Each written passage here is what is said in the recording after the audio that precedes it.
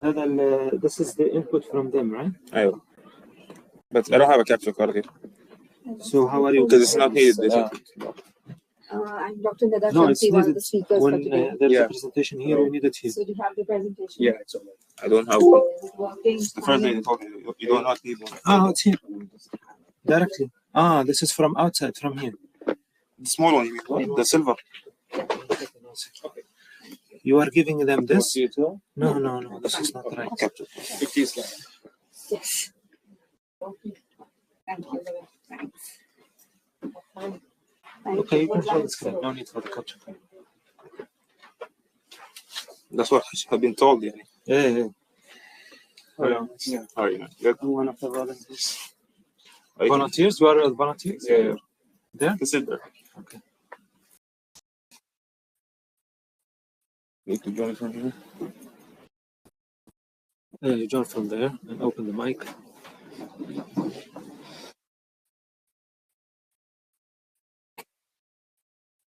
Yes.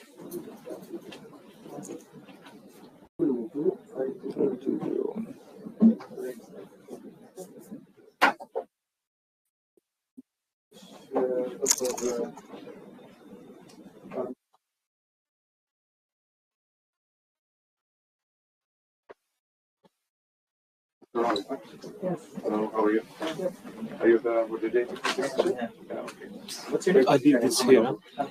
Hamad. I will put them there. Okay, no problem.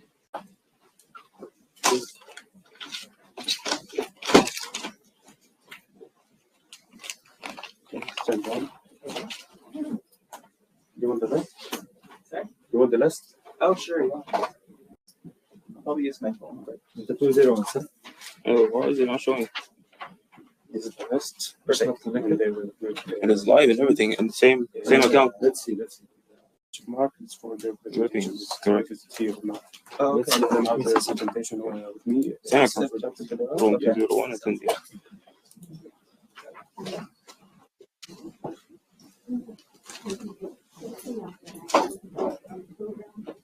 Okay, join from here. But this is not the one. This is panel 3. Yeah. I'm oral 3 registrations. This is not the same session. Should be in 201 oral 3, day 2. Sessions. Okay, yeah, I think it now showed up. Just go down a bit. 201. Oral 3. Yeah, this one here. Okay, Joe.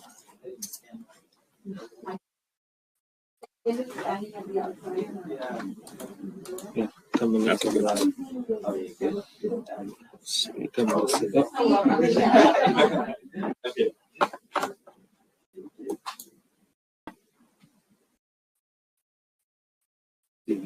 The presentation. Yeah.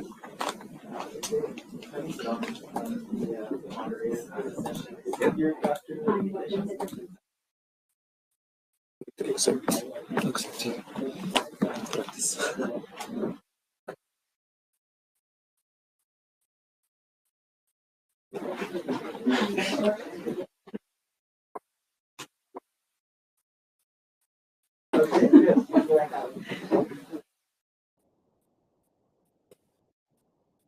السلام عليكم. ما شاء الله. بس دربكم كويس ان شاء الله. خلاص I think that's it. الحمد لله.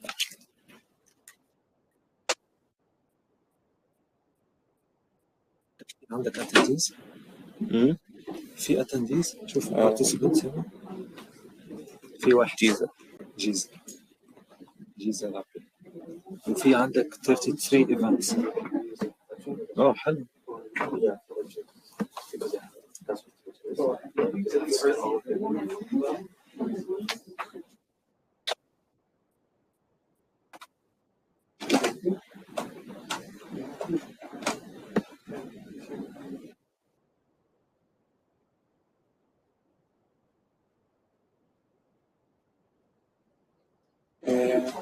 Wait a minute.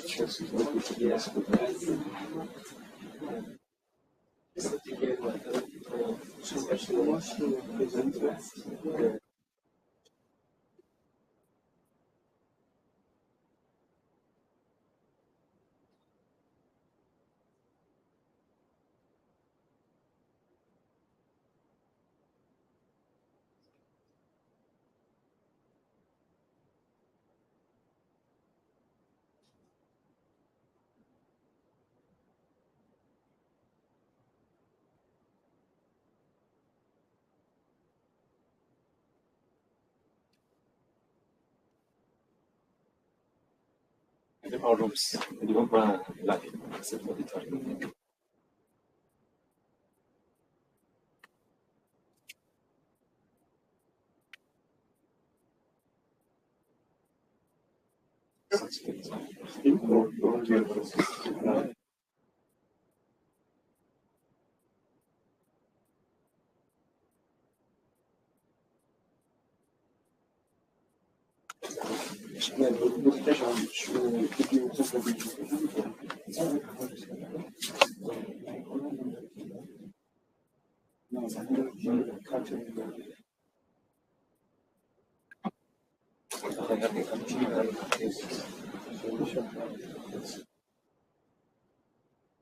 زور told you وراكم منزور كيف تخلي الكاميرا اكتف شويه كذا في الصغير بوزيشنز. هاي طيب.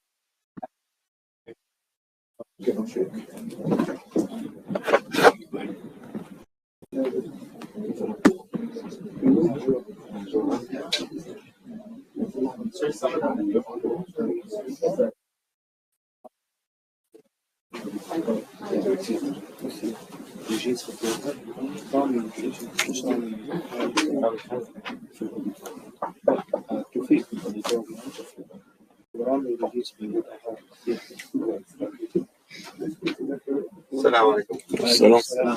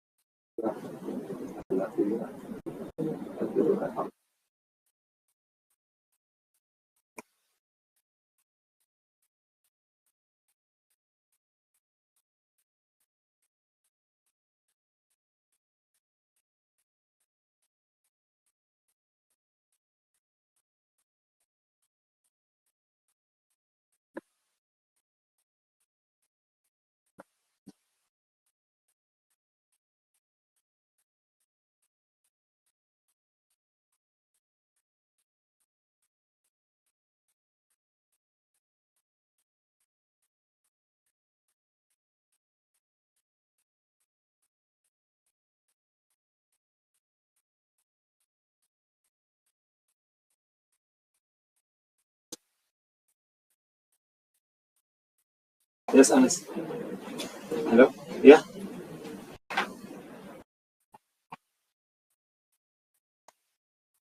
يجي الأتندي مش طالع على اللايف يعني. اوكي اوكي.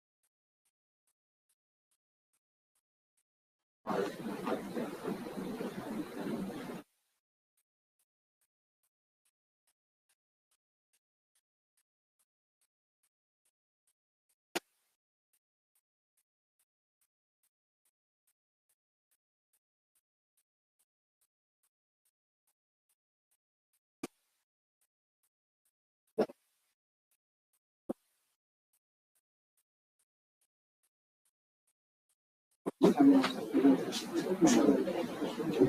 speaking with my supervisor for this. Yes.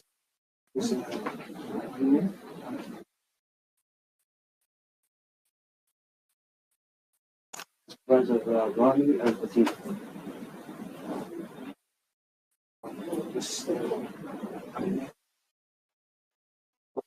This issue.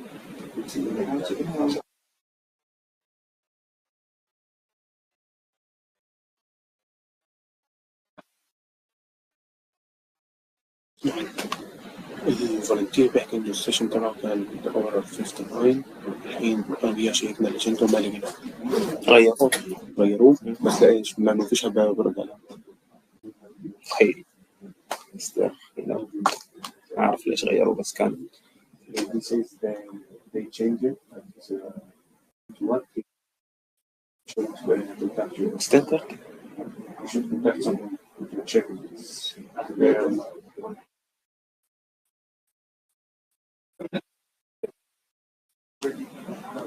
يبلش خلاص.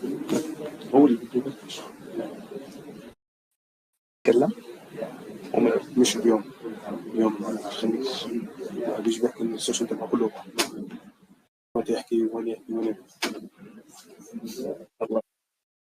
هذا لا الزين اللي يكلمك انت اللي تحكي. انا ما عندي، انا ما بعرف هذا عارف انه ما تتكلم.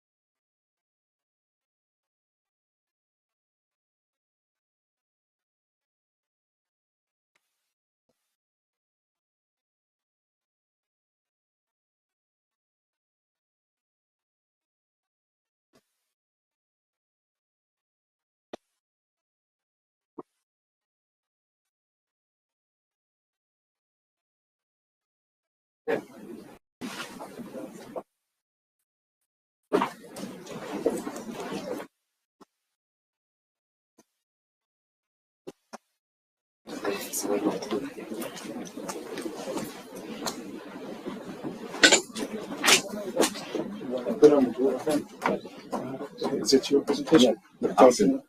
عاصم ما عندك دلوقتي صح؟ انت ثاني واحد على 10:50. طيب. Hello, assalamu alaikum everyone. My name is Rami Elzayat. I am a critical care physician and graduate student at Harvard Medical School doing my master's in bioethics. I have the honor and pleasure of moderating this session today. We have very interesting presentations from very distinguished speakers, so very excited. So just a reminder, the sessions or the presentations are 15 minutes each, and if there's any time remaining within that 15-minute slot, we'll open it up for questions. But because we are pretty tight on time, I will give a 3-minute warning and then a 1-minute warning, and then I will slowly make my way to the stage if we're running out of time. Without further ado, I would like to invite Dr. Kiarash Aramesh for our first presentation. Dr. Aramesh is an associate professor in the Department of Biology and Earth and Environmental Science and director of James F. Drain Bioethics Institute at PennWest University. He is a physician and holds a PhD in healthcare ethics.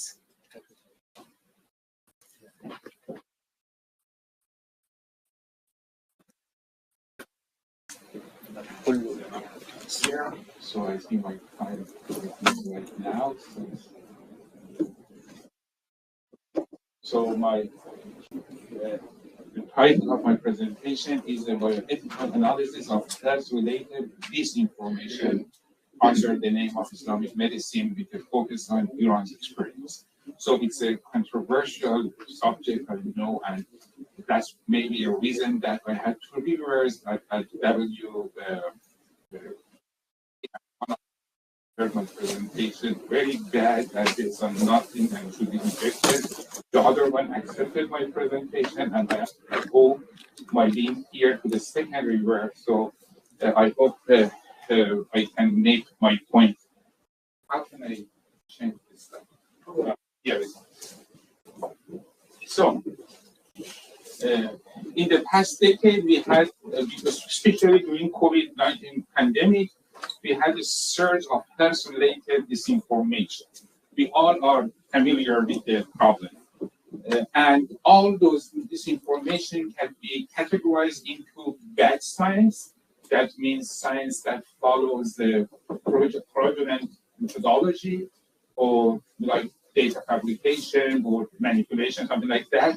Pseudoscience, branches of healthcare that claim to be scientific, but they don't follow scientific standards, so they are pseudoscientific. They pretend to be scientific, but they are not. Anti-science, especially the subject of my presentation today, the branches of medicine who claim that they have sources superior to science, and they can give health-related information from received from sources that are better and more comprehensive and superior to science. So they mostly reject science. They believe that science is bad or is not enough at best. So they have a better understanding of health, of human body, of what preserves health. And also there are some commercial charlatanism everywhere that they should be distinguished from all of other branches. So I have to say Islamic medicine is different from Islamic ethics. So Islamic ethics is a valid branch of ethics for followers of Islam, for Muslims, who seek the guidance, moral, normative guidance from Islamic sources. So it is how Islamic ethics is created.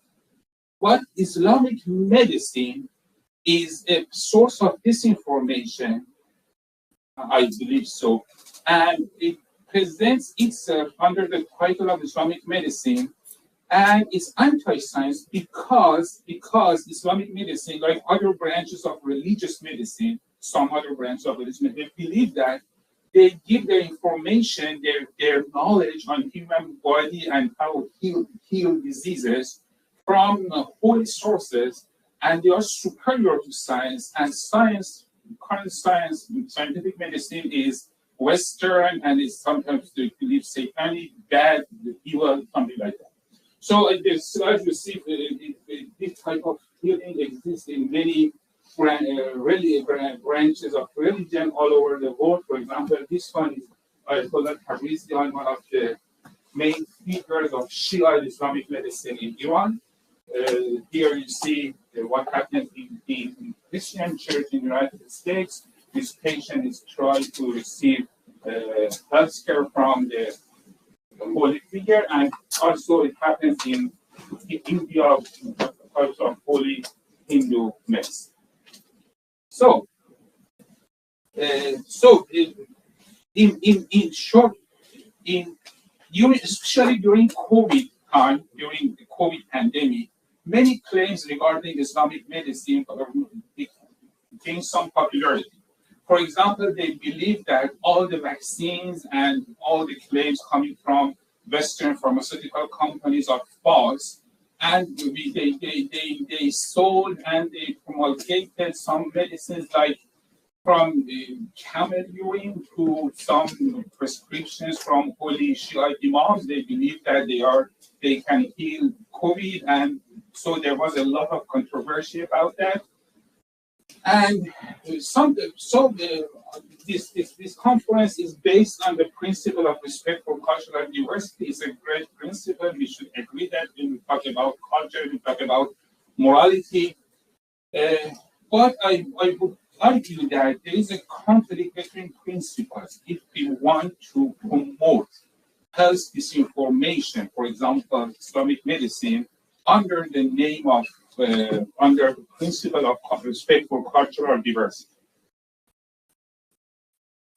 Mainly because it conflicts with principles of non-maleficence and scientific validity. Anti-science is not harmless, is harmful because it uses untested medications. For example, the medications that were promoted under the name of Imam Rizal, the healing medication for COVID, or camel's urine, or so on and so forth, they are untested, at best useless, and many of them have harm. At least they impose financial burden on their recipients. In addition, they divert their customers from receiving the standard treatments. They make most of them believe in anti-vaccine theories, and also in other branches of healthcare. For example, many cancer patients, especially I know cases in Iran, there are numerous cases in Iran, cancer patients who had early stage cancer, and they could be treated by a simple surgery, but they were seduced by purveyors of different types of medicine, traditional medicine, Islamic medicine, pseudoscientific or anti-scientific, to trust their medications. And then at the end, when they came back to scientific medicine, they had metastasized cancers too, and they lost their lives. So it's not harmless. It's sometimes very harmful. At least it imposes time and money. It costs time and money on their victims. So based on the principle of non-maleficence and beneficence, doctors, healthcare providers must do no harm, and they must benefit their patients. So these principles come the principles of respect for diversity, even if we can appeal to that principle to justify anti-science measures. So as I said, if in way and balance, in a bioethical analysis, the principle of cultural diversity doesn't apply to harmful practices such as promulgating non-scientific medicine. In this case, the principle of cultural diversity doesn't outweigh the principles of non-maleficence and scientific validity in the case of anti-science, including Islamic medicine, so-called Islamic medicine. So in Iran, Iran's experience in past decades shows that the purveyors of Islamic medicine can attract large groups of people by pretending to uncover the health-related advice and prescriptions of the Prophet and Imams. And also there are, as I said, many cases. This is Ayatollah Tabrizi, the main figure of Islamic medicine. This is a guy who tried to sell camel urine to people with COVID. Here is another guy, a student of training of Ayatollah Tabrizi, who came to COVID hospital and gave his holy medicine to patients who were hospitalized over their dangerous practice and endangered the lives of patients. And here is the practice of copying under the name of holy figures. And here again, the main figure of Islamic medicine in Iran, Ayatollah Tabrizi, who is trying to write prescriptions for these patients.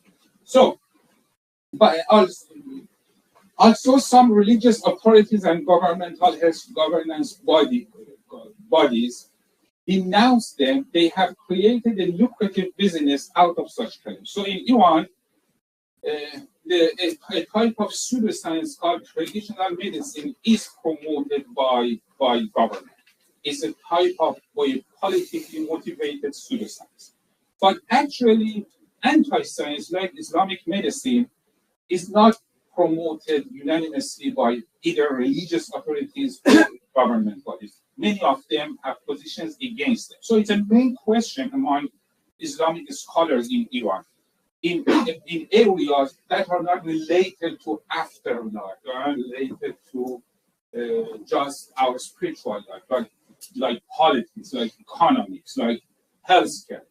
And there is a debate on how much we should govern those areas of our lives based on Islamic teachings.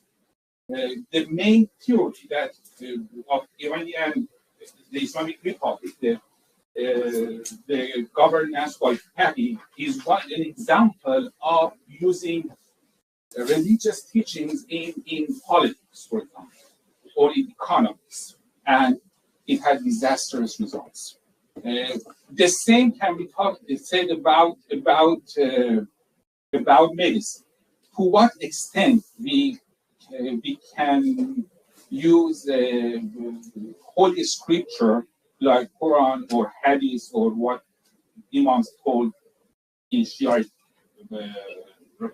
branch of Islam to have healthcare advice, to gain health-related knowledge. That's a main controversial problem that there are a lot of debates about that among Muslim scholars.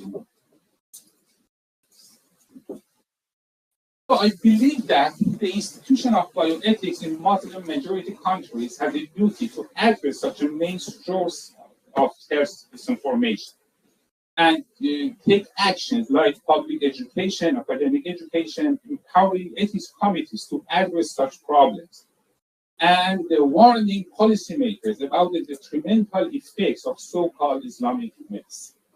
And I finish my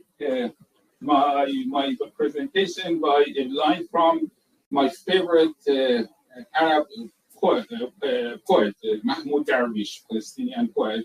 He has a very beautiful poem saying, think about others. And the last line is, when you think about others, it goes, think about yourself and tell yourself, وأن تتفكر بالآخرين البعيدين فكر بنفسك. Think about yourself and say, قل ليتني شمعة في الظلام. I wish I become a light, a candle light in the darkness.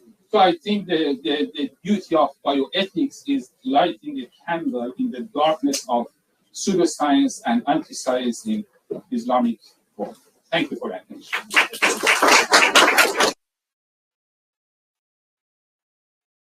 Yeah, so we have 3 minutes for questions. 3 minutes. No question? Krista. I don't have a question, but I would like to thank you. Thank you for that. So I understand that the methodology by which these treatments, potential treatments, should be communicated would be a sort of positivistic scientific methodology. Positivistic or scientific? But yeah, the science of empirical is positive. Well, that's positivistic science. Because sometimes it goes back to the positive. So my question then is, would that not subject notions of a body with an issue and issue? Would it be a different methodology to assess whether the psychological or the spiritual dimensions are affected by treatments that intend to address those aspects of the biological, mechanical aspects? Thank you for your question. That's a great question. So we can divide that between the physical consequences of treatments and generally speaking, all the physical, social, and mental consequences of treatment, they can be evaluated through clinical trials. So we can see not only how much physical well-being of a patient is improved, we can also see how much their mental well-being has been improved, and so on and so forth. That's all about physical status and mental status of a patient and their feeling of happiness, their feeling of well. That's all can be evaluated by scientific methodology. But if there we add a spiritual element, that can be measured by clinical trials. It's what you believe. So maybe they have to respect their deities. Otherwise, their soul can't be, there won't be salvation for their soul. A Christian patient, a Muslim patient, maybe that's beyond the field of medicine. And the patient, based on their own belief, can pursue advice from their spiritual leaders in these areas. For example, having prayers or something like that, sacrifices based on their branch of medicine. It's not medical intervention. So a patient who has cancer and wants her or his tumor to be removed or reduced or treated, they can appeal to the Holy Scripture to treat their tumor. They have to go to at least doctors can appeal to Holy Scripture because they have to use medication that are effective and safe. And the effectiveness and safety of medication of treatment only can be assessed and evaluated and shown through evidence-based medicine, clinical trials. So in terms of the physical problem and the tumor, they need to follow standard scientific. And if a person tells them, don't follow standard medicine, I'll give you a medication that comes from outdated in somewhere in India or something like that, and they can't show it's safe and effective, it's unethical. Absolutely. At the same time, the patient, based on their own beliefs and their own faith, can follow, and a healthy patient or healthy person can follow their prayers, and it began by saying that I don't say Islamic ethics is unprecedented or something like that. They can see their morality, the north of their moral life from the source they believe in. Also, it's obvious that they shouldn't impose that on others. But if a person believes in Christianity, in Islam, or in Hinduism, they can follow them in their moral life. But it's separate from medical treatments. My point is the efficacy and effectiveness and safety of medical treatments can be based upon evidence-based medicine, based on well-designed and conducted clinical trials. And no other source, the Holy Scriptures, ancient scriptures, the books of Ibn Sina and other ones, can't be relied as evidence for medical treatment.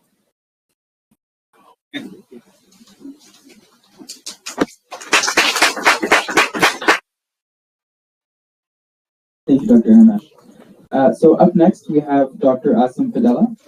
Dr. Padela is professor at the Medical College of Wisconsin. He is an emergency medicine physician and bioethicist whose work spans multiple domains, and I can't really fit his whole bio into here, but he primarily focuses on the intersection of Islam and medicine.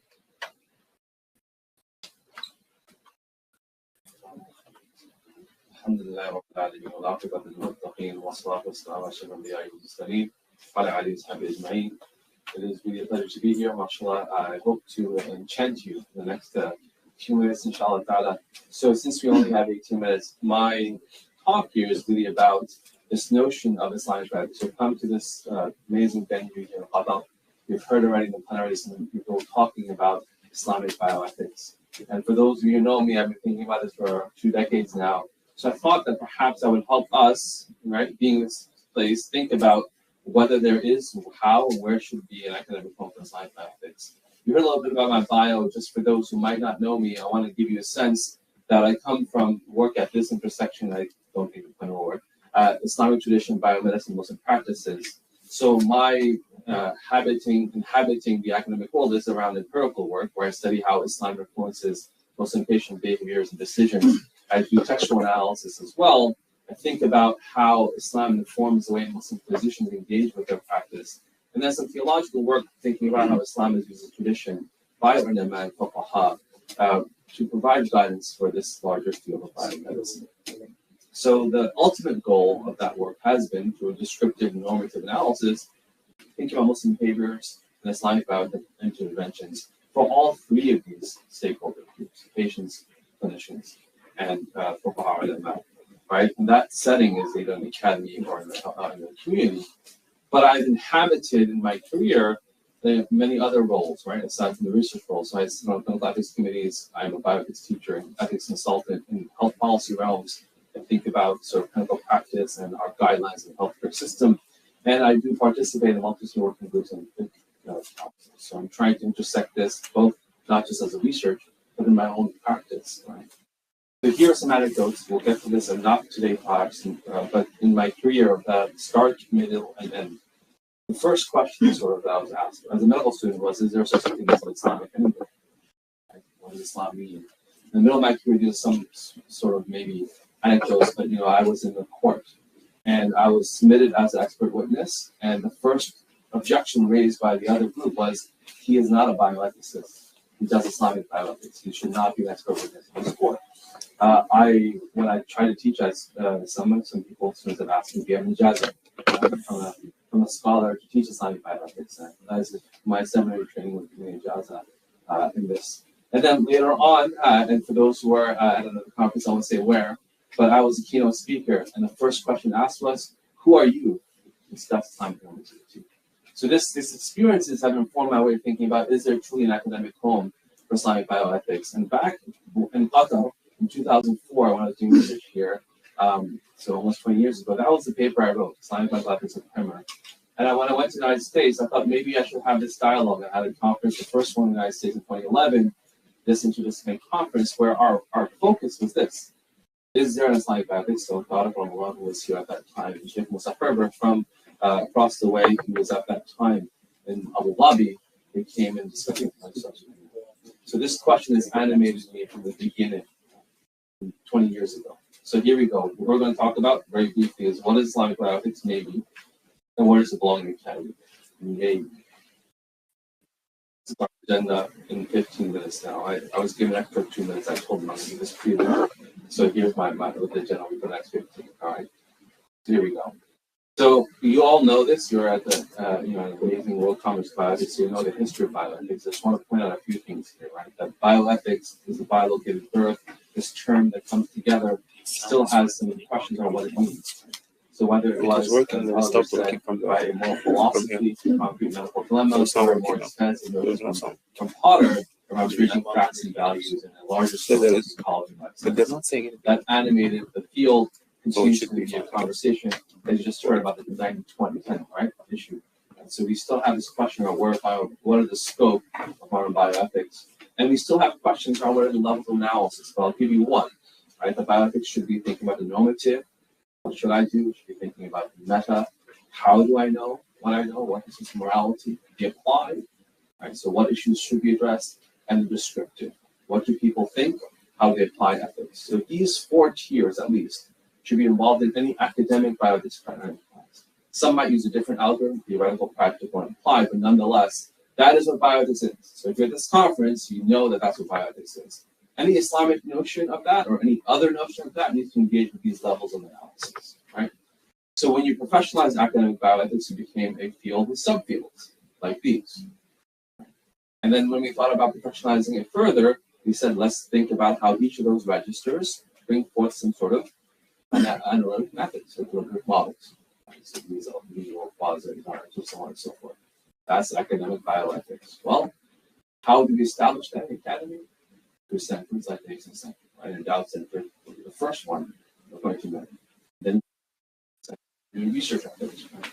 Within an academy, and you have educational programs, so master's and PhD programs, and you have journals, books, right? You have associations like this one. That becomes a professional, academic, bioethics community. About money, I can say that here, they need to have people certified, right? So they can be the ones who professionalize and get money out of the super consultation might not get so much. So then we create fields for them to get certified through fellowships. That's again, all you know this. Some of you are trying how do you get involved in this sort of professionalized bioethics?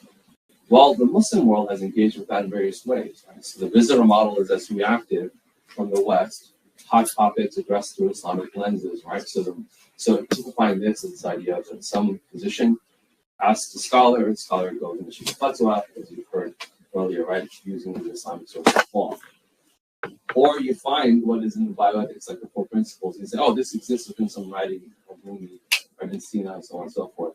So we just find whatever modern bioethics principles are into our text, right? So this is not a work of exegesis, this is eisegesis, it's bringing it into the text. The other model is sort of a native one, where we don't care what's going on in that world, we care about what we think about the Muslims. We've heard this again today in the keynotes, right? So it's responsive to the juridic one and the normative concerns of Muslims. We're worried about paternity disclosure in genetics, right? Because we find out that will disrupt families, so it's an output of our own production or our fiqh notions on tahara and so on and so forth. So that's the native model. Then there's a professional model. Perhaps some of us are involved with this, where we, as physicians who have some Muslim identities, try to address that, or some professional stakeholder at a research institute, right, to address the concerns of Muslims or lay society. So public intellectuals fill the gap, oftentimes by thinking about some, let me just say, some sort of verse of the Quran, some hadith, and taking that as the way in which we live out our identity. So you see some books on that. Now the problem with all of these is, right, that if you take a notion, these are the models engaged in native, professional, or sort of visitor models. Left untouched are the tools and models of ethical deliberation, both within the tradition and outside of them. So fatwa as a model for how to engage with modernity is left alone. But there are many problems with fatwa as a notion for how to do Islamic bioethics, right? They're removed from context and lack specificity. Someone takes it to another place, potential misapplication. It's removed from the interpretive medium of the jurist. The jurist helps you understand how this applies to your life. It's a question-answer modality. Now you can just read it as applied to someone else, and the jurist is not helping you understand what they meant by that fatwa. You have an incomplete subjugation of the problem space. The problem space for a fatwa is the person in front of you and their notions, not what's necessarily going on in other places in the world. So these are mistaken solutions that have been transmitted to other parts of the world, right?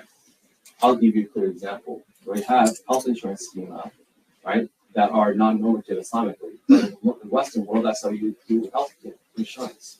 In countries that provide health care for all their citizens, that's a different context. How you think about that will be different. And this issue is of research, so as any sort of textual analysis will have, any sort of textual production will have issues of publication bias, right? Necessity bias. You cannot find all fatwa on any topic in all the languages of the Muslim world, period. You can never do so. And those that reproduce are those who are usually exotic. Right? Lastly, the legal is not the full spectrum of Islamic law. Law is just one part of the entire science of moral science of Islam. So that said, let's talk about this issue, right? So we're at a conference about religion, culture, and global bioethics. Well, what's left unaddressed is this issue, as I just said to you, about the multidisciplinary nature of bioethical inquiry. How do any of these models deal with that? What's the goal of that global bioethics discourse? Peaceful pluralism, you can hear about pluriversity. How does Islam address that? Just before I came to this meeting right now, someone said to me, you know what, I heard them talking about Islam as monolithic, as has the answers for everything. This is a non-Muslim bioethics at this conference. How do we engage that world? That has moved from, I don't want religion in, because there's this notion that religion is just going to say one thing for everybody to this. And then this issue of within bioethics, that's this space for bioethics. This is the American Journal of Bioethics. I heard Julian talk about this, so that's good, right? I'm on the editorial board, and they are not very friendly to religion. Period. The most highly ranked journal on bioethics is not friendly to religion. It's very difficult to be published. And they talk about this, right? This is an issue, /issue. And then the other journal, this is the Developing World Bioethics, right? Developing World Bioethics. And they had a policy around we don't want to publish articles based on religion, which, they said we don't fall into the category of public reason-based arguments. They analyze only the preferred religious modality for addressing the issue. So this is the Bioethics Academy. Yes, I wrote a response to this issue because I do think religious traditions have public reason-based dialogue. Nonetheless, that's the problem, right? So the second problem here is this laying model limitations. So I'll share with you, I did a national survey of Muslims in the United States. And this is what they sort of thought about. 85% reported they were somewhat or very familiar with Islamic politics. Almost 60% somewhat really believed that their practice is influenced by Islamic politics. And almost 90% reported that Islam was a very important or most important part of life. So a very religious-oriented group, right, of Muslim positions. Yes. Islamic practice matters. But when we delve further, this is what they would do when they're facing a bioethics problem. So that's the percentage of times they ask these certain stakeholders. The most common stakeholder they ask the question of Islamic practice to would be Muslim physician. Less than 50% of the time, 47% of the time. When you talk to imams, right? So that was the next. They would talk to local imams, less than 50%. But if you think about all the production you heard, so Muhammad Ghali, close to your friend, at the beginning of the conversation, he said, what do I think about Islamic bioethics? Think about the Collective Ijtihad by IOMS, IFA, Muslim World League, and IFA, OIC. That is what Islamic bioethics is. That's his quote. I didn't tell him to say that. This group never looks at that. Never. So when we're talking about where do they get Islamic practice from, I don't know. Coming from the juridical councils, nor the imams, nor the books, nor scholars. It's coming from the hand. And that is the problem with the lay professional model. There are no academies to teach you anything. You just up from Sunday school as a Quranic ayat that I talked about. And then what happens is this, you've heard this problem as well. And you say we're underrepresented. This is from a mentor back in 2005, Pablo Rodriguez, who's in Padela at Cornell. He published this. He published that for every 7 articles on Christians or Christian bioethics, there are 6 articles on Jews and Jewish bioethics. There's 1 on Muslim bioethics. Any dedicated centers for Islamic bioethics? There are none. Any degree writing programs? There are none. Any internships or postdoc fellowships? They're scant. I've had to do a few when I was in Chicago. Any Medline journals on Islamic bioethics? None. That is the production, right, of the field that in one way might be marginalized, in the other we just have not engaged with the field. This was, Mohammed and I went to a conference in Europe last year on actually plurality and pluralism on bioethics, diversity in bioethics, and we were the only 2 Muslims at that conference. And of us, only one of them was studying on Islam. So I ask you again, at the International Social Bioethics Conference, World Congress, where is this? So now the dual responsibility to talk about diversity and pluralism. Well, are there any endowed professors and chairs at any leading bioethics centers in the world that focus on Muslim or Islam? No. In the journals, are there any Muslim voices on the editorial boards? There's Ali Raza, who's not here at the Kennedy Institute, and there's me on 2. But it doesn't mean I'm the editor or the chief editor. I'm just on the board for inclusion purposes. And instead of fellows, the most premier, right, Center for Bioethics. These are 3 people out of 300. 24% of the world's population is Muslim. 80% of the world is religious. I ask you. This is a shared responsibility for the International Chapter of Bioethics and the World Congress and us, because we're not present. So where are we? We're homeless. Stuck between modernity and tradition, not knowing where to sit, which part of the world we're inhabiting. So now let me tell you where should Islamic bioethics be. So this is a conference I attended, and this was a flyer for me to give a keynote at. And I thought this is really interesting, that it's hosted by the Middle East Center, right, with the nursing group. And the picture they put of Islamic bioethics is some strange things for strange people in a strange part of the world, as we heard about today. So who is it for? Is it for Muslims and Muslims? Or is it the heritage of humanity as a tradition that has a lineage just like any other? Right? Help us understand how to think about this. It's a human collective wisdom, right? Who are its professionals? Are they professionals at universities? Is it the consultants in industry and policy world? I'm afraid like all kinds is going to be doing the industry perhaps, right? Is it religious advisors? Are they in that? Communities or committees? What's it fit, right? Does it fit in any of these? Are religious studies, right? In the area of studies in the schools of divinity or academic medical centers and hospitals? This is the question that we have. So I want to give you a sense of this. Of where. So I think you have to think about how does this work? multidisciplinary, multi-actor analysis, and then who does it talk to? Does it talk to hospitals, advisory bodies, industry? If that's the case, this is how I would think about it. You've seen this from my book, where I talk about that the roots of Islamic morality come from law, ethics, and adab, right, and also theology. But it has to engage with all of these dimensions: clinical practice, health policy, other religious traditions, scientific traditions, right, and all of this world. To do that, you have to have a center that has all these components. Otherwise, you're going to see part of the whole. And then it must be demarcated as a field of inquiry, right? So it's a subject matter with researchers from different fields coming in, then developing a view set upon sort of content, scope, and assumptions. And it has to be a little bit of methods. It has to be systematic. It can't be one of those models, digital, lay, professional, or native to that as well. So for me, in my view, that you actually need to construct the field of Islamic values. We can't just talk about it. But to construct it in this environment requires centers that bridge Islamic, Muslim, and health centers. You need to bring them together. You have to be connected to medical centers, universities, and centers. So it has to be a university-based enterprise. It has to be globally recognized, provide this research and training. You cannot have a program, no degree granting mentorship based application. But otherwise, it doesn't exist. And it must have this multidisciplinary bridge building connectivity with scholarly communities. So that's my idea. That's my thought in my experience. That's what is lacking for us to really actually have this Islamic bioethics. It must be collaborative. Unfortunately, and I can say this, right, doing this for 2 decades, we generally are not collaborative or competitive for academic enterprise. Our ideas are the ones that are best. We have to keep them close at hand. And in the academic enterprise, I think for a field like this, that's a problem. So I'll end with that. I told you these anecdotes. We can talk about that later.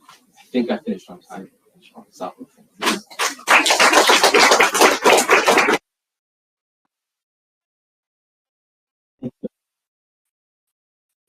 Up next, we have Dr. Huda Alsaleh. So Dr. Huda Alsaleh is a specialist in obstetrics and gynecology and a senior consultant at Hamad Medical Corporation. She also received a master's degree in healthcare management and ethics and law. She is part of the executive leadership at Women's Wellness and Research Center, where she serves as the executive director of quality and patients. Assalamu alaikum. Good morning. Thank you for your introduction. My topic today about the child rights and my background is obstetrician and why I have these topics. Doing my master's degree and the thesis was the ethical and legal aspect of the minors, and I some resources and related, especially for the minor. So today I'm going to focus about when we have the challenges for the child rights versus parents of the religious belief, and when should the government intervene to protect the child.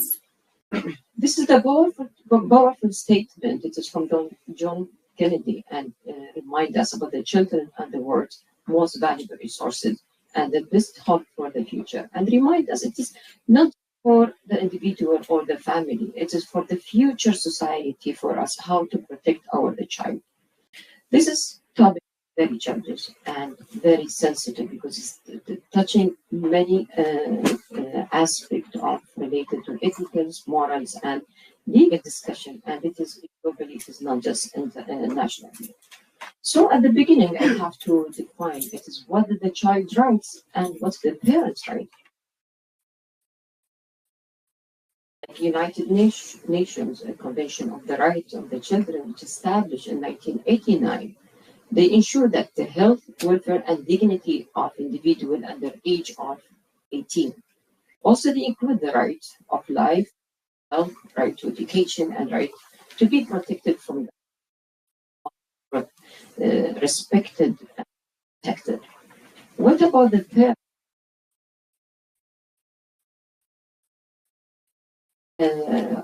Taking care of the child and the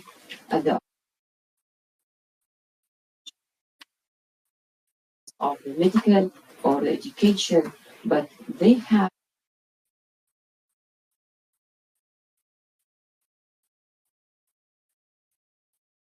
not to be harmed the children. So, what's the role of the government in protecting the children?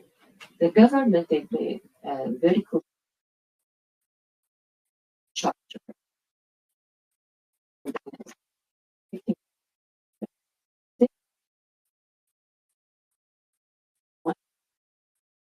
The children negligent or the parents based on the parents' beliefs or the children in danger. So it's very quick because this is the outline it was before making this kind of our presentation.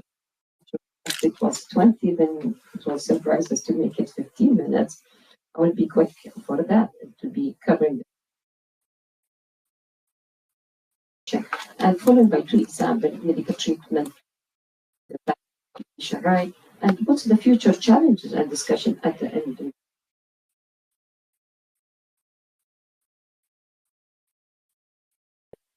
So I'm going to cover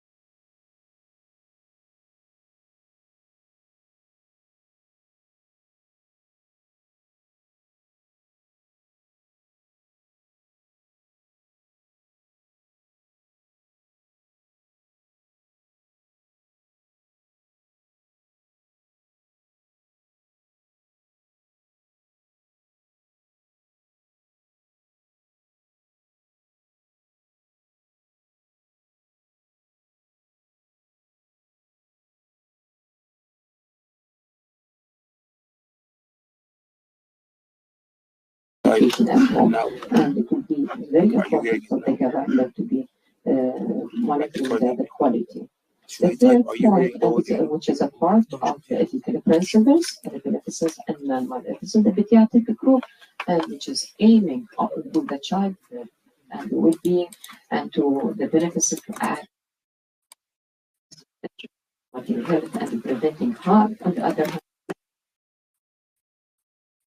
for the children, and at the end we have respect of them.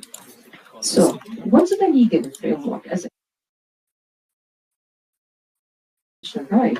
But it is, as I mentioned earlier, to rise of the right of the children to be protected from harm, and they participate in the decision affecting them to receive the care and ensure their best interest.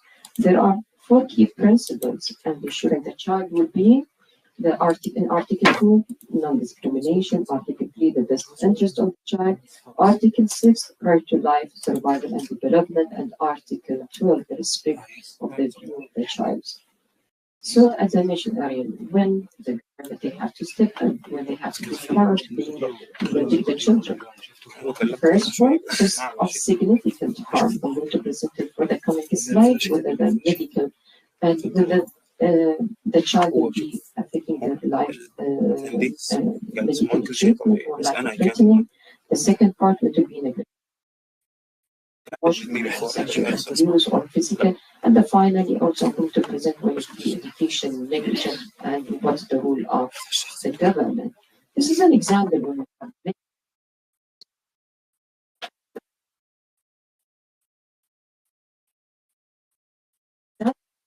the child needs blood transfusion for life threatening and his witness refused the blood transfusion. So here debate of the principle, beneficence, non-maleficence, what's the autonomy? And this is what we needed. The healthcare provider, and this is one of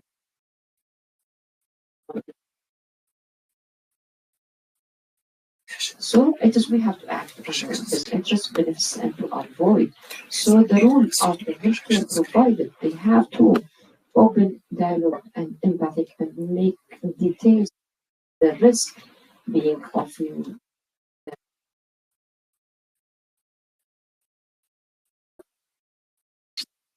So if we reach to the point that there's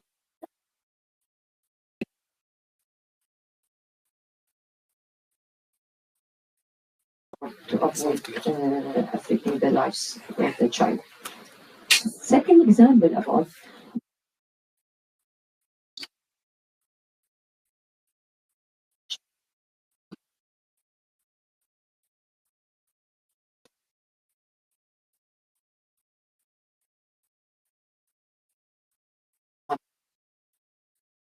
quality of homeschooling and to at least to see the standard of education.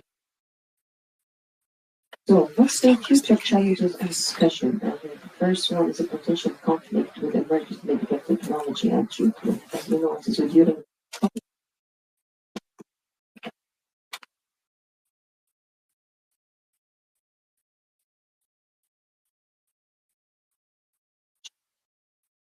and there is not in the market. This is also one of the challenges, and this is to be for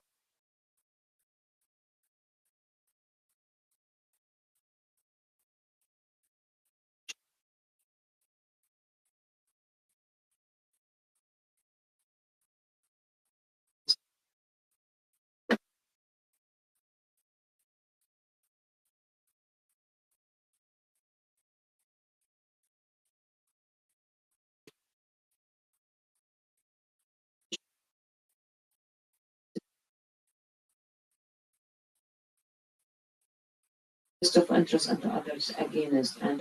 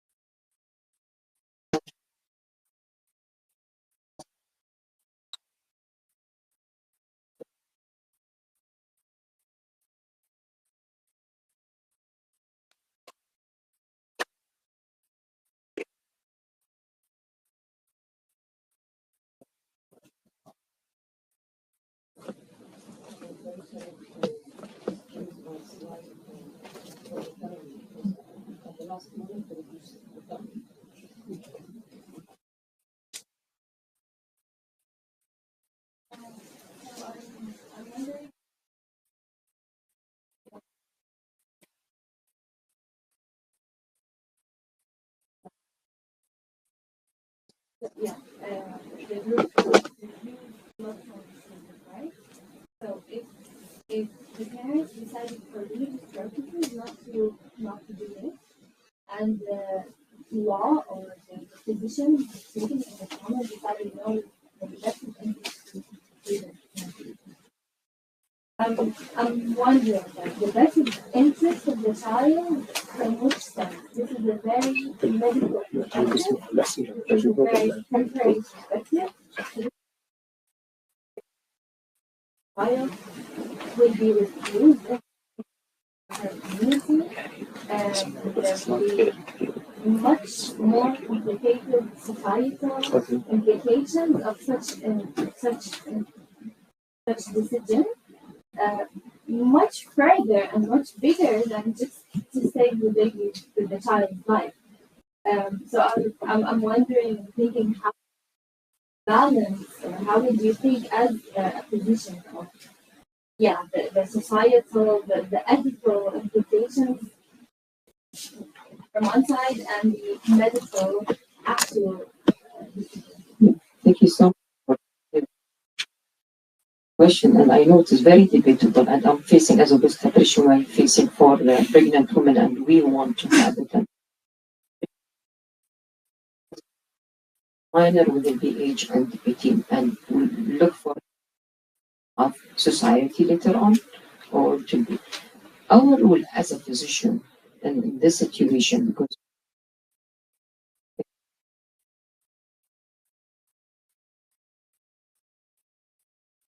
causing of the life, it is making the balance between child and the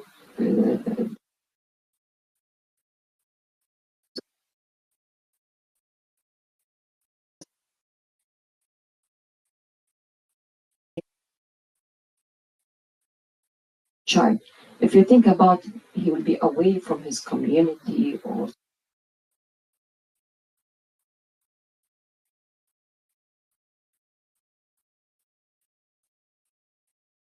decision on behalf of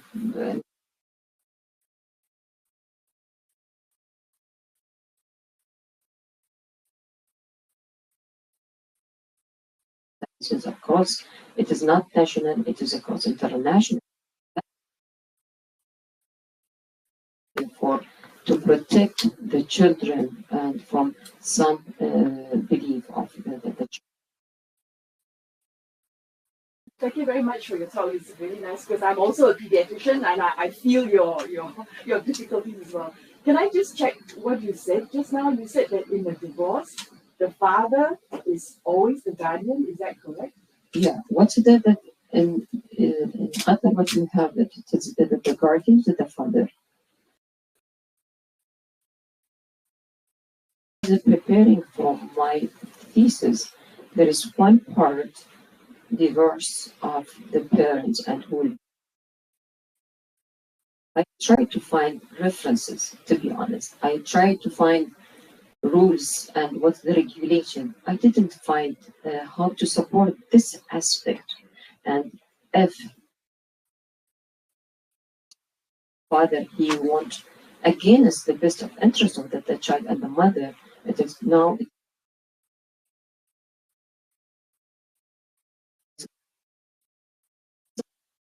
they have the legal perspective.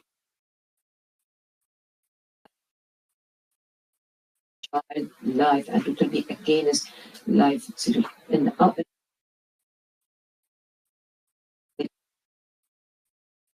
discussing for the debatable or the child.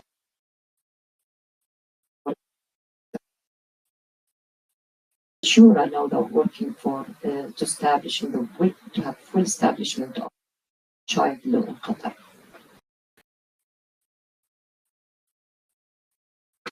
Thank you, Dr. Huda.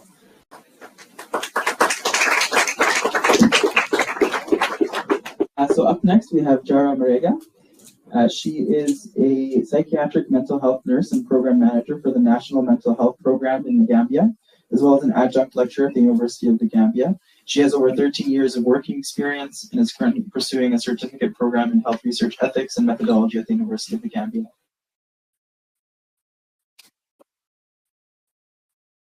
Jarra Marega, but I do have Jarra Marega here in the room with me, as well as Dr. Fatimata Jite, and we're doing the presentation.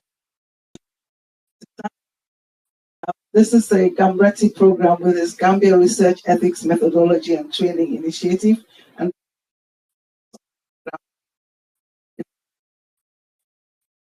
Maryland, the London School of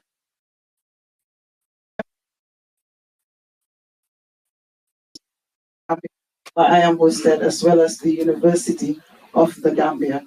So we are talking about those religion hamper coroner's autopsy examination and evaluation from the Gambia. The project is sponsored by the NIH, so we have an NIH grant where we're looking, and that's where we're training the scholars, and so we're giving them an opportunity.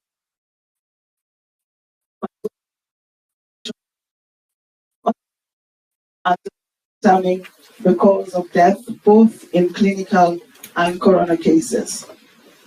So the practice of autopsy does vary with religion and culture. The preceding sessions talked about this debate between religion and, for example. So we do seek consent for clinical but not there's always this traditional tension between the societies, and there's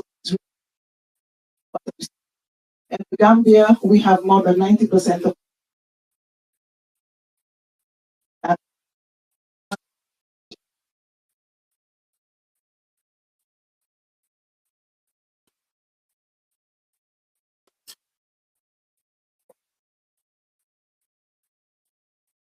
just a bit more on the background as well. Just to mention that there's really not been any studies on autopsies in the Gambia before. And the autopsies are conducted for legal reasons, and definitely it will be important to understand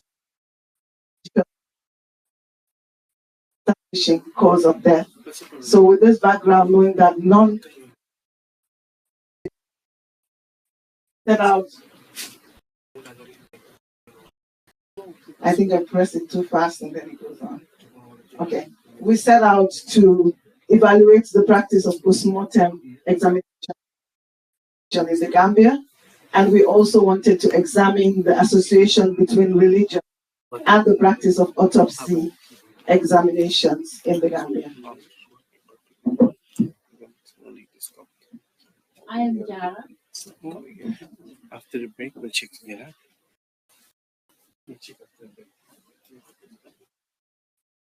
So we use secondary data from the data registry of the only teaching hospital in the Gambia, which is known as the Edward Francis Small Teaching Hospital, and the data that the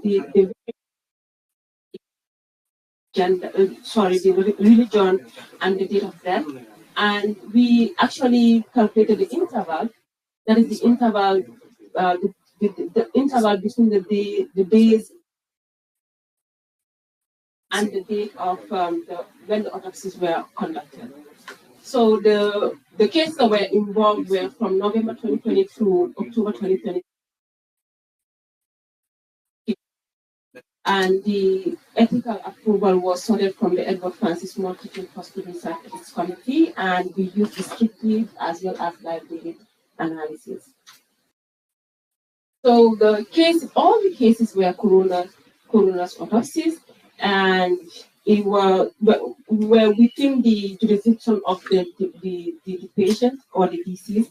The age range of the decedents was 4 days to 80 years, and the median age was 30. Then we have male to female ratio was 4:2, and Muslims were the majority, that is the 83%.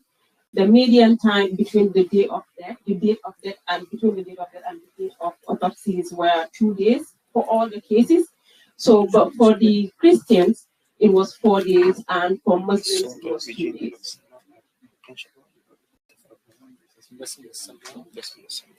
I don't get it. Is everything good for the attendees? Okay. So looking at the map here, this is the map of the Gambia.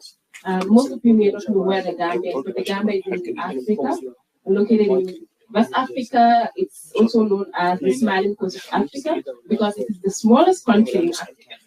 It has a population of over 2.5 million people. Looking at here, you can see Banjul, which is the capital city, and have the western part of the country. So most of the Gambians or the population lives around this end. And looking at the cases, the autopsy cases, you can see majority were the western part of the country, as well as the capital city. So the rest were just less than 6%. So for the results, looking at our second objective, that is to examine the association between the religion of death and the date of autopsy, we did a bivariate correlation analysis, and the Spearman correlation analysis was conducted, and the results indicated that it was significant.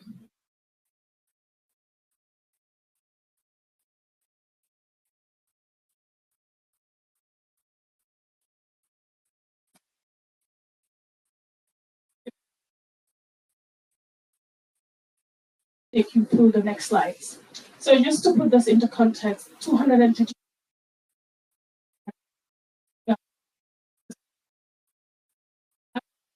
divided this into 5 segments, meaning the mode of death. What are they dying from? Or what were the results? So we found that accidents were 143, natural deaths were accounted 31, suicides were 7, and undetermined 11.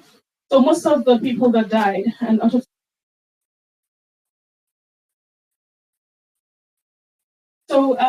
to put this in further context, we decided to take 2 cases out of this to present.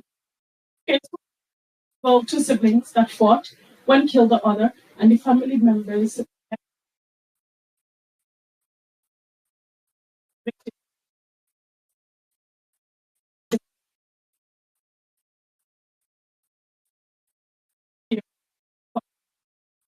So reports getting to the police led to the exhumation of the body, and justice was served as a result of community involvement.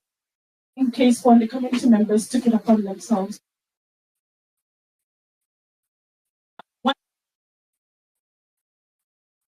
So justice was served because of community involvement. And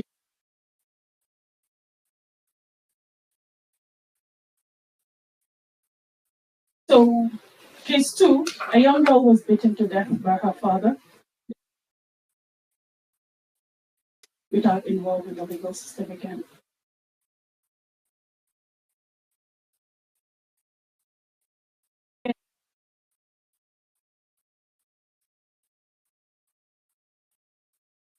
Came from the family members. So these 2 cases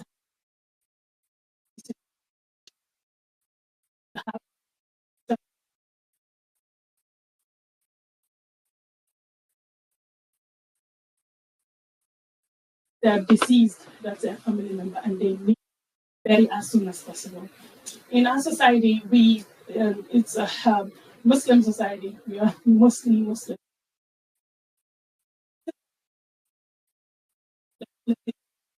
They're buried, if we can, by Fajr.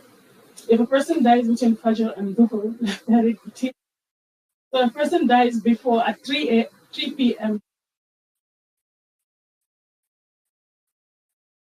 the prayer times. We pray and then we bury the deceased. So family members are able to take that. So very family members may see the coroners their cultural and religious values. Families are only informed. It's unlike other practices in medicine where you have to consent the family for doing any procedure. But in this case, because of the legal implications, they are only. So whether they agree or not, these cases are done. So families, consent may mitigate moral distress for family members. Autopsy should be considered in the context of religion and culture, including maintaining privacy. So further discuss this, cultural issues may be responsible for the lack of clinical.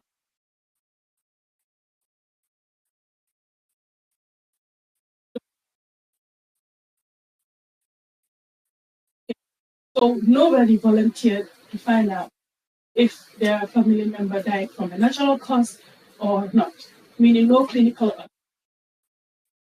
All of them had to include some sort of suspicion for the legal system to consent for. So let's say if Gambia had no crimes or any, you don't think that anybody did anything fishy. And just this morning I was thinking about this and I thought, even though I'm working as a medical doctor, but I've never saying, okay, let's subject this family member to autopsy to find out. It just occurred to me this morning. And it just shows that we are really highly religious and cultural society. And in light of providing justice to the deceased, it seems like, and then justice for the deceased takes precedence over relational justice in all the cases that we found. But pathologists in the Gambia are aware of this. And Jarra mentioned before, we recorded the time of death and the date in which the autopsies were actually done, and found out that while the other religions took about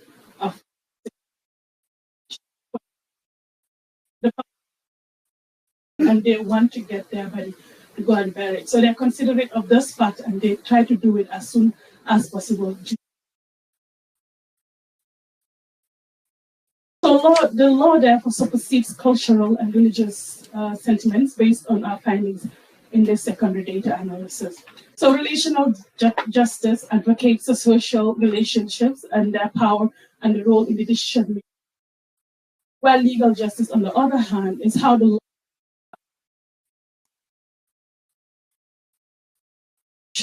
and how those relationships may affect their ability to exercise.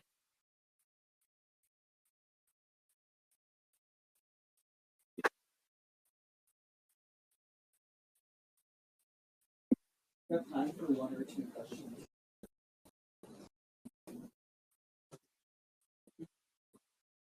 Last statement, I just wanted to clarify that.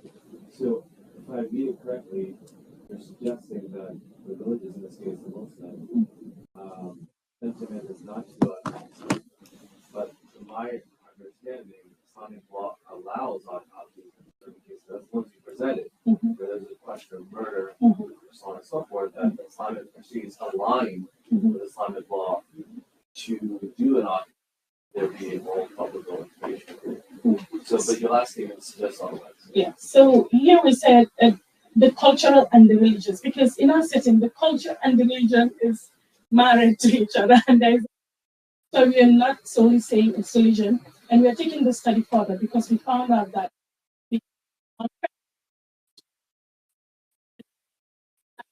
we're going to do a qualitative study to ask about the perspectives of that. I think that's the whole aim of the research you do, and you get more questions after that. And in our setting, like I said, the religion and the culture is basically intertwined, and people mix the two all the time. And I do agree that Islam allows this, especially in cases where there is murder and suspicious cases. But people still do not want their relatives to go through that, based on reasons we are about to find out in our next study. Yes.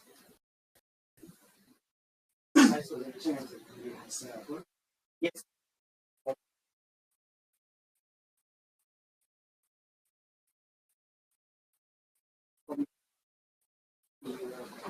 Reaching your country, in medical autopsy,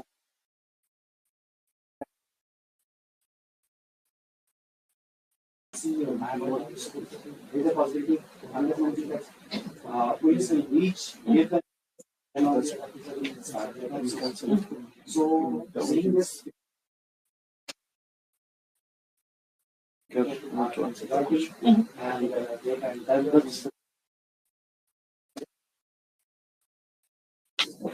or escape it. Yeah. You have to find out what is the cause of it. Because unless until you will get the interest,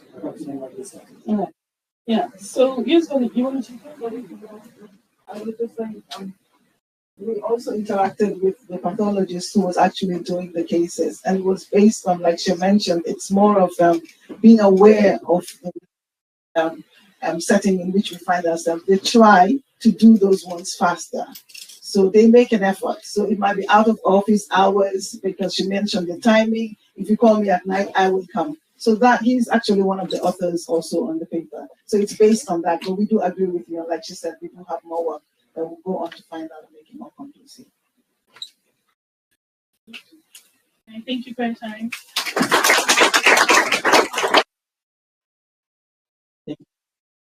Up next, we have Dr. Nida Shamsi. Dr. Shamsi is a family physician at Indus Health Hospital and Health Network and clinical head in the Department of Family Medicine and Community Health. She has a Master's of Health Professions Education and postgraduate diploma in Healthcare Ethics and Professionalism. She serves on the Clinical Ethics Committee at her institution and is a member of the Karachi Bioethics Group.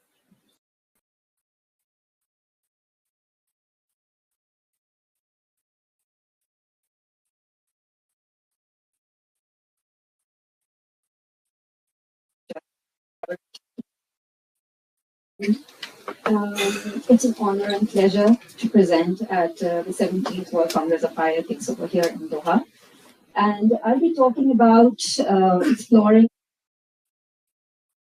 patient-physician relationship through virtue ethics. And the disclaimer is I have no conflict of interest in relation to this presentation. So my talk is sort of a narrative discourse. Well, I'll walk you through a patient's story and we'll analyze it under the framework of virtue ethics and see how the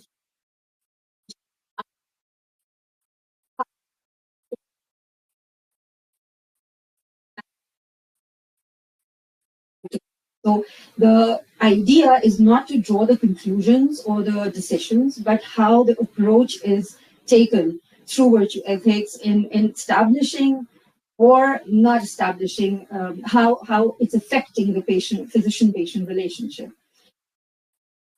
So just to begin with, and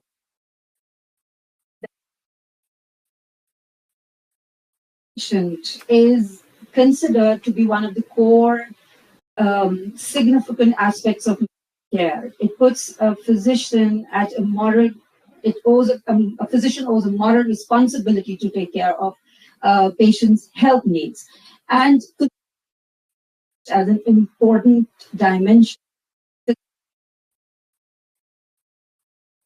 is defined as a similarity, shared extent of agreement between a physician and it's there based on various attributes. So there are points of commonality that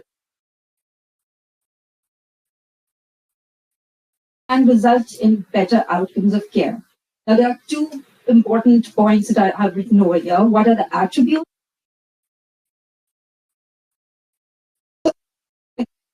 There are multiple factors and the factors don't work in silos. There has to be an interplay of demographics, race, gender, education level of both of the physician and of the patients, socio-cultural perceptiveness, beliefs of the patient, and the virtues and values bring in together. So it's an interplay of a lot of factors combined together that result in concordance, level of agreement or the extent of agreement during clinical interactions. And how do we consider, what are the outcomes then? What do we call the outcomes? It can be patient satisfaction, it can be adherence to it can be care, and so there could be many aspects of definitions of outcomes, right? It could be trust building and improved outcomes, improved quality of care as such. So concordance through virtue ethics. So let me be very clear over here. I'm not a philosopher. And I'm a budding ethicist, I would say. My background is purely clinical, and while I'm engaged in clinical ethics, I'm also experiencing ethics as a subject, and I'm exploring it, and I'm really excited to find new approaches to it. Because a very practical approach that has been taken across the world is the basic 4 principles of clinical ethics, where the medical decisions are made. And there is nothing different what we have been practicing in our institution at Indus Hospital and Health Network. So when this committee was established, there were a few budding physicians that established this committee, and we were struggling on our own how to deal with the ethical and moral dilemmas. And to begin with, we also had started taking the consults on and advising the medical decisions on those 4 basic principles of autonomy, beneficence. However, as we explored through this experience, so I found more not the approach of principalism. So then I thought that I might discuss a case walk you through the patient story, and we'll analyze it in under the framework of ethics. This case presented was presented in the clinical ethics committee. So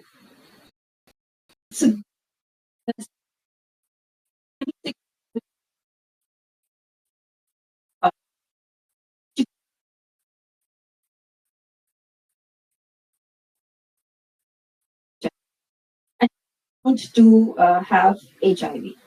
Now, she was married for love. The couple was not using any contraceptive. So after providing all possible information and counseling, then the clinic where she was started on the treatment. The couple was advised contraception for about a year till the viral load decreased.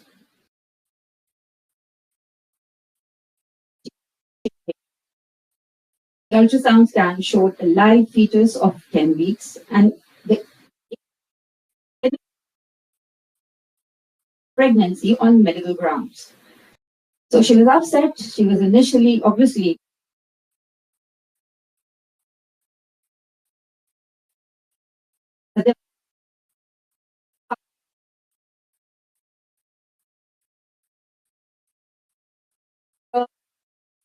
social consequences that he would have to bear afterwards. So the patient, after repeated interactions and counselings, the patient partially agreed for termination. In Pakistan, in most of the cultural limitations, she was not asked.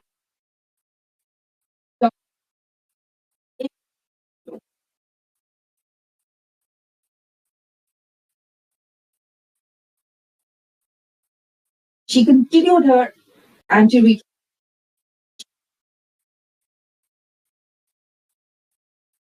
to recommend any alternate treatment. Now, the physician was also in an ordeal in finding the direction to this matter. So this came to us as in clinical ethics committee. So keep the other debates apart of termination of pregnancy, because that's not my what the male authority and all that. But if we just how the family physician dealt with the patient in the beginning. She was compassionate.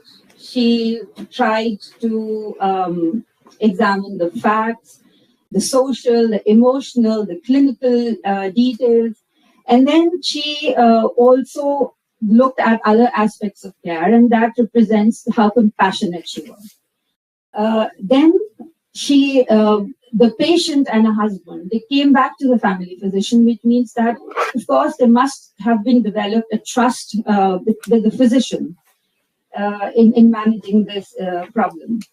However, recognizing that patient and her husband's understanding, their beliefs and their strict concerns over that, she was still respecting their decision. And however, she also, when we asked her, she was also under the same moral distress, what to do, and she was frustrating and she was perplexed because, as I said, we are all have been trained to think on those only on those core principles. So there was always coming back. What about the autonomy of the patient? What about if she loses a child? What about her own health? So yes, there are problems to it, but how to approach different things is also another there's moral dilemmas. So, but in addition, as I said,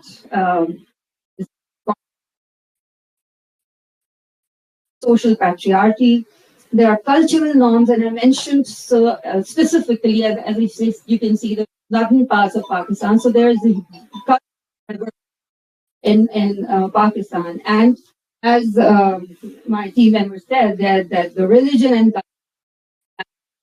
So it's very, very difficult to tease out different religion and cultural connotations. So there could be family values attached to it. The husband already was, the couple, and the husband was not at all ready to take another risk for that. There was a certain legal context to it and religious beliefs, of course, as I said. There's the clash then. Is it leading to concordance or discordance? And does virtue ethics allow us to make better reasoning? So there is no single framework to define and make a medical decision.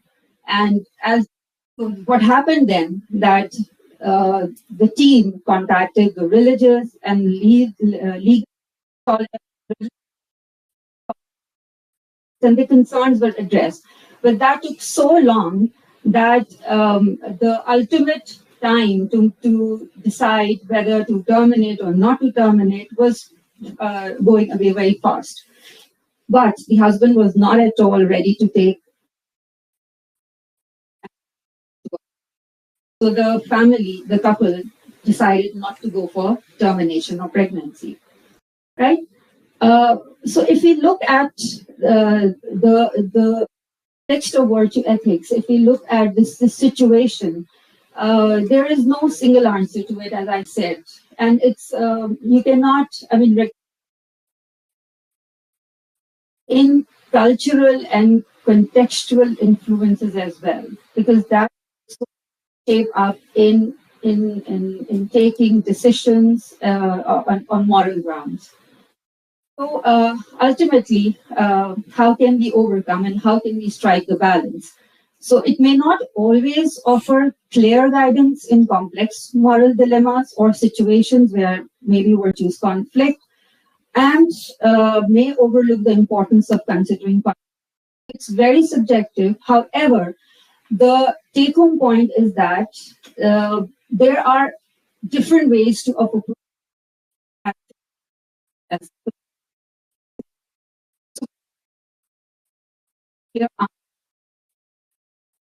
So the strength of virtue-based approach is that it recognizes the characteristic evident in the practices of as physicians, but it may not always to physician-patient concordance. And by to not to terminate, they got lost to follow-up as well. So ultimately, we lost the connection of the patient as well. So attention to virtue theory is a key element in recognizing the cultural and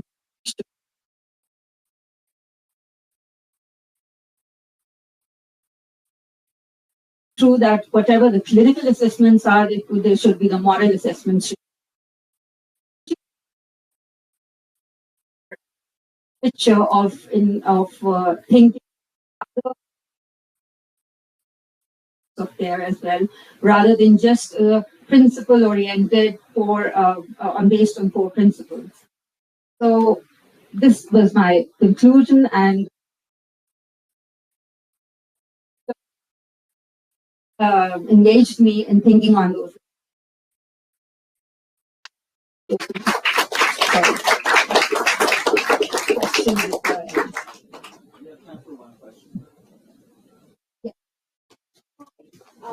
Thank you very much for that talk. I had a question, or rather clarification. You said that the clinicians recommended termination, but it wasn't clear why they recommended termination. So if I can just follow up on that, if the reason they were recommending termination was because the life of the mother or the it was there were clinical indications for it that if any woman is diagnosed with HIV and is put on antiretroviral therapy, the medicine.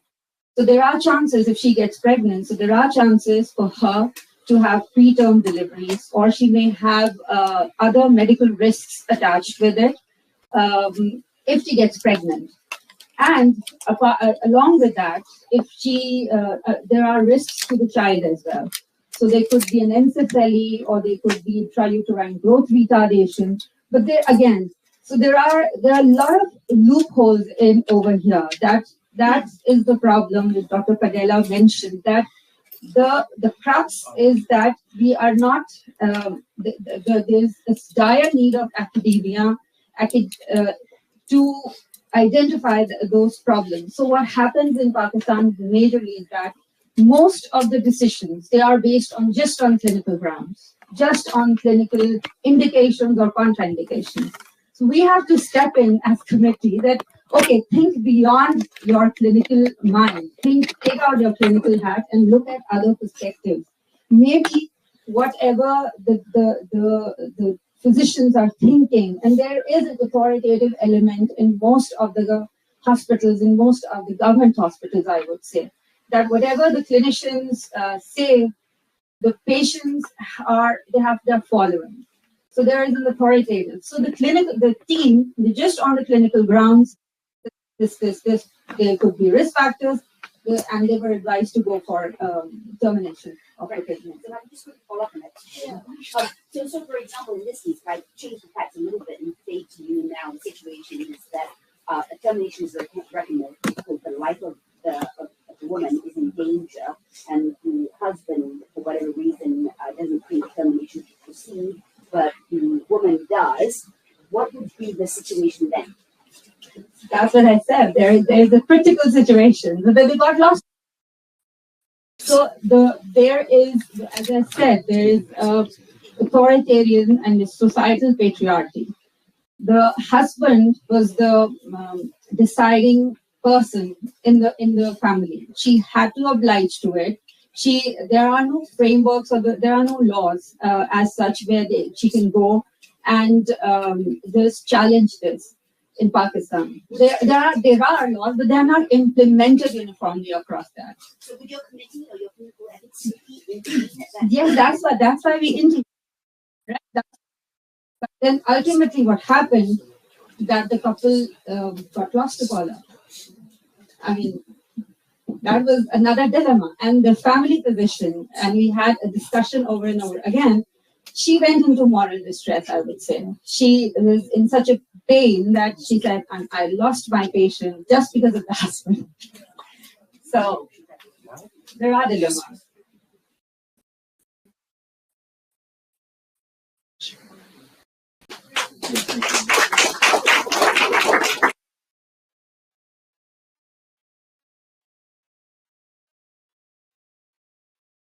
Right, so our final presenter is Dr. Asid Dalton. Dr. Dalton is a visiting scholar and senior research fellow at Yale's Interdisciplinary Center for Bioethics. She's a clinical pediatric ethicist, member of the Biomedical Ethics Consultation Team at Denver Health Hospital, and Public Health and Health Policy Advisor in Colorado. If she's here. No, it's an in-person session. Yeah, I mean, we have 15 minutes. Can actually just open it up to a Q&A for all the presenters if you have any lingering questions or thoughts about any of the presentations. Yeah.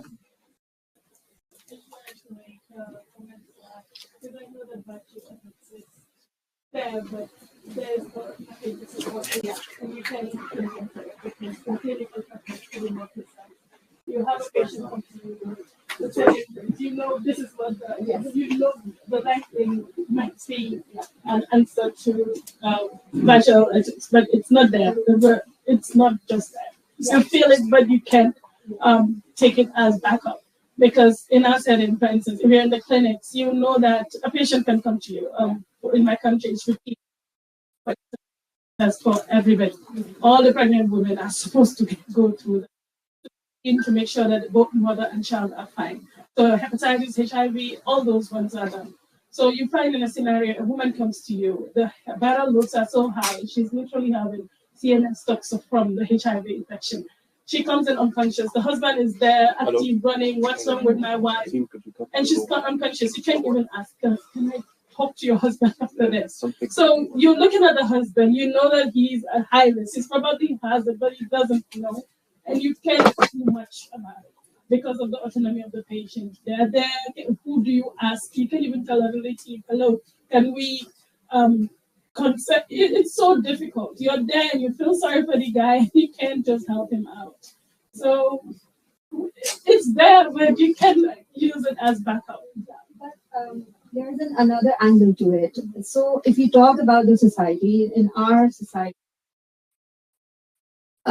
patients, we talk about relational or family autonomy. They willfully give their rights to their family. The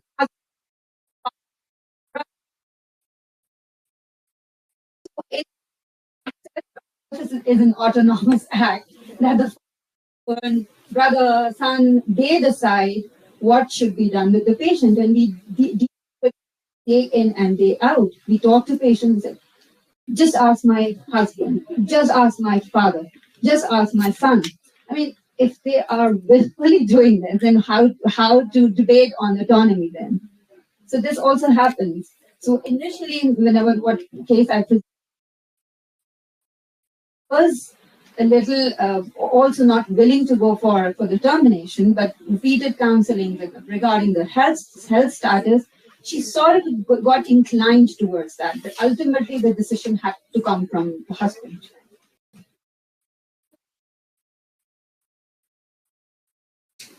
Just a question.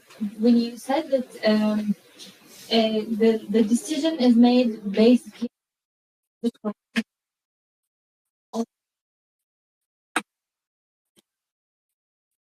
I personally have a problem with that because there's the risk factor is not so clear in these cases. The baby may develop, the baby may have an infection, and like to which extent can we really rely on the probability if it's not a high probability in the yes. I totally agree with you in that because you never know. I was just going through the research and I was studying the literature. There is only 60% risk. High chances of intrauterine retardation or although for the child. However, yes, you're absolutely right. Nobody can predict that. They only wear the clinical hat. They have the evidence-based guidelines, and they apply it to every patient without looking into other social, cultural, religious factors. So here this actually increases our problem as committee members. Intervene, and when they say, okay, the physician is saying this, and we are talking on some other parameters, so there's another complexities arise. So that is the problem, and Dr. Padela, I like the slide of Dr. Padela establishing bioethics. So it has to be at all fronts. So in Pakistan, we have Pakistan Medical Dental Council. There's a whole document to it, and the code of ethics. There are just a few pages of code of ethics, which they are only mainly talk about the 4 principles of and however, there are laws to it, but they are not practically implemented across the country. Some institutions are working, but that's just a drop in the ocean. We have to work a lot at the grassroots level. Okay, so there's a few hands. I'll take the one at the back here first, and then take a couple of the times. Yeah, so I think that there seems to be a bit of confusion regarding science-based and value-based decision-making. So sometimes I think what we tend to do is we rely on physicians to make value-based decisions, which are clearly ethically founded, end-of-life decisions, things like that.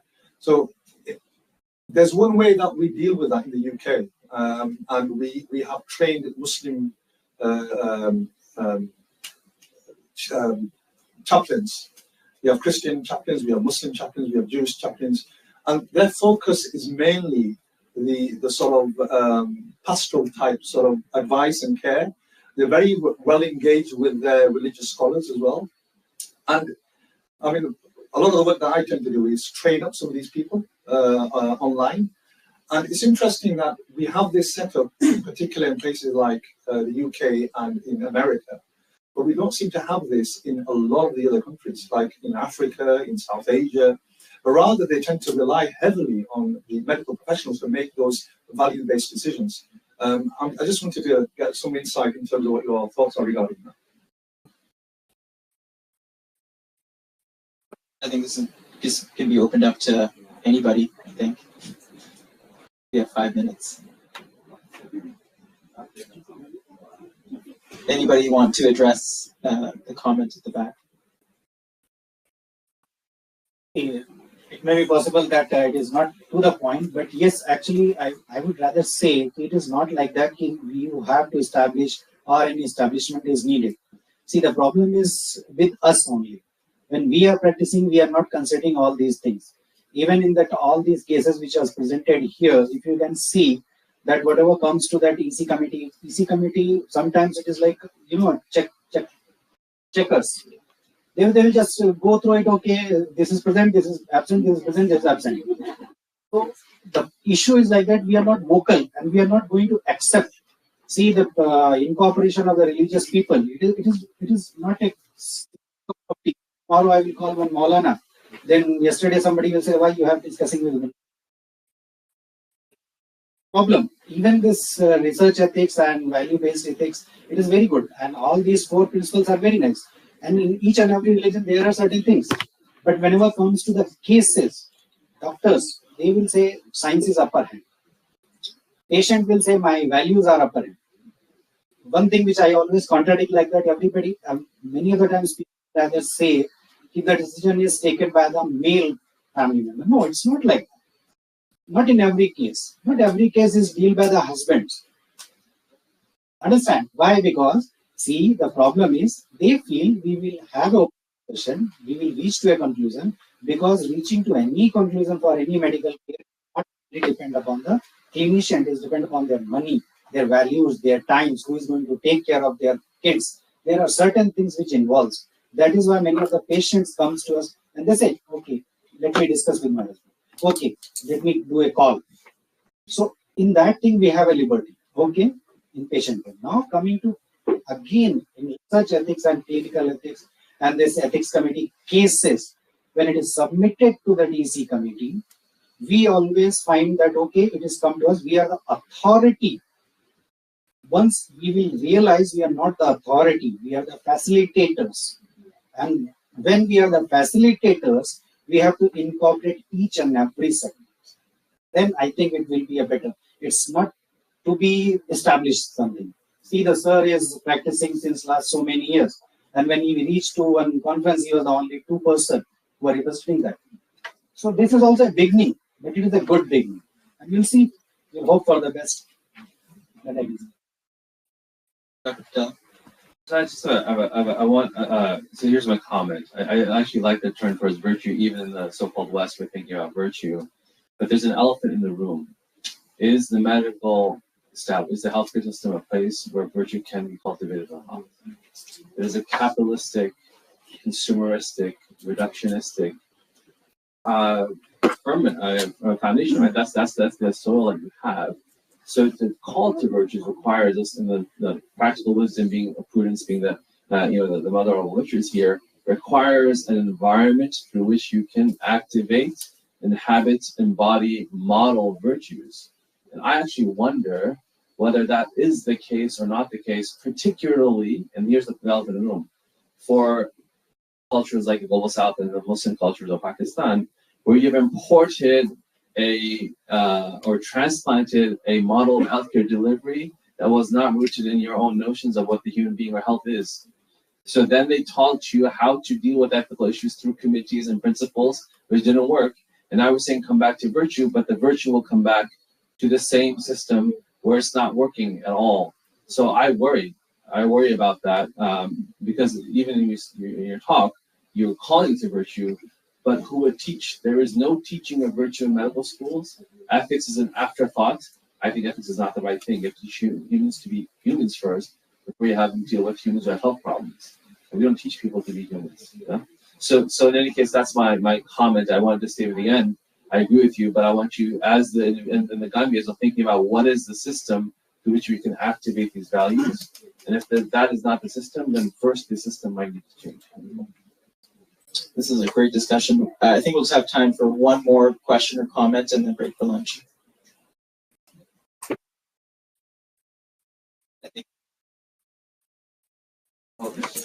It's okay. I just had one comment and maybe the Professor can that is with regards to childhood and adulthood.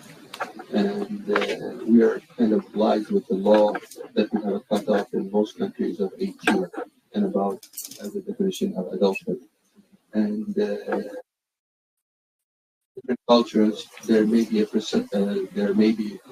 difference with regard when a child may be considered an adult. And also with regard to the implications of that. So one day in the life of a person when he or she hits 18 makes them an adult, and before that they're not an adult. So I think it's important to keep that in mind, especially with regards to the adolescent population. And sometimes different cultures look at it differently. So sometimes practices that are allowed below 18 are prohibited in other cultures, and things that are allowed under 18 are, for example, sex and marriage under 18. Some cultures will look at it differently, and the laws are set in that regard. But I think it's important to keep that in mind in protecting the child, but also the child who has the capacity to make decisions for themselves. This is, I want to tell you, this is one of the challenges when I looked about what's the age of the adult, and even we want to standardize in Qatar. We found for the Ministry Public Health, then we went to our policy in HMC, we found it is 14. Then we went to the by level national to be by 18. Internationally, there is a great area, and when this is at the age of 16, whether they can when they counsel the patient about the, especially in the Western area, when they starting the sexual, they will be pregnant, and they will ask them about termination. If the patient they have the capacity and they can retain all this information and they understood all this, they give them authority about as their body as autonomy for them. But in our country still to be with the age, as you said, it is 18, and the gray area to 16, and this is it's still not well understood in many countries, not just in Qatar. But in Western, it is well known, and it will, they have the capacity, and they can retain all this information was delivered by the physician, and it's well known that the risk and what's the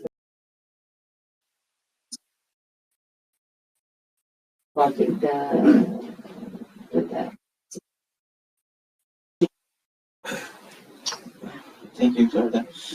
I would like to thank everybody, all the speakers, and the audience as well for your engagement. This was an excellent conversation and discussion as well. So thank you all, and enjoy your lunch.